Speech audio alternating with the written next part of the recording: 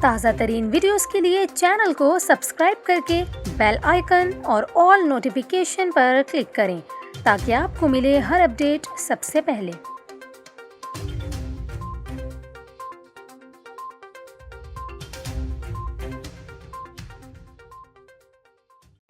السلام علیکم، نیوز 24/7 اردو میں آپ کو خوش آمدید کہتے ہیں۔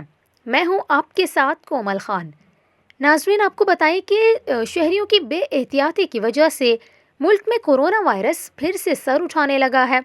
اسی وجہ سے پاکستان کا ایک انتہائی اہم شہر ہے جس میں حکومت کی جانب سے مکمل لاک ڈاؤن کا فیصلہ بھی کر لیا گیا ہے، کیونکہ لوگ ایسا سمجھ رہے ہیں کہ ویکسین آ گئی تو کورونا وائرس ختم ہو گیا، کورونا کا خطرہ ختم ہو گیا۔ لیکن آپ کو بتائیں کہ ایسا بالکل بھی نہیں ہے۔ ویکسین ضرور آ گئی، لیکن وہ پہلے ہیلتھ ورکرز کو لگائی جائے گی اور اس کے بعد معمر افراد کو لگائی جائے گی۔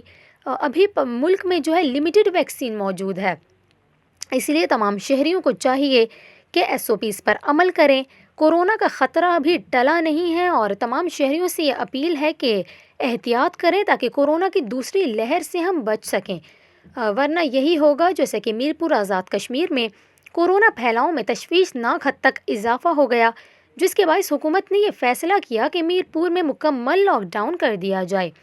آپ کو یہاں یہ بھی بتائیں کہ رواں ماہ کے دوران میرپور میں عالمی وبا کورونا کے باعث 22 افراد کی موت ہو چکی ہے، اور یہ بھی بتائیں کہ میرپور کے ڈسٹرکٹ ہیڈ کوارٹر اسپتال میں کورونا کی صورتحال انتہائی خراب ہو گئی ہے۔ اسپتال کا جو ICU ہے اس میں مریضوں کی گنجائش ختم ہو گئی ہے، اور اسی اسپتال کے 5 ڈاکٹرز اور 10 آپریشن تھیٹر ملازمین کا کورونا ٹیسٹ بھی مثبت آ چکا ہے۔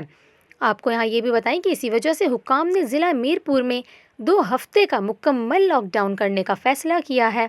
کورونا کے باعث ضلع انتظامیہ نے 30 سے زائد سکولز اور کالجز بھی بند کر دیے ہیں۔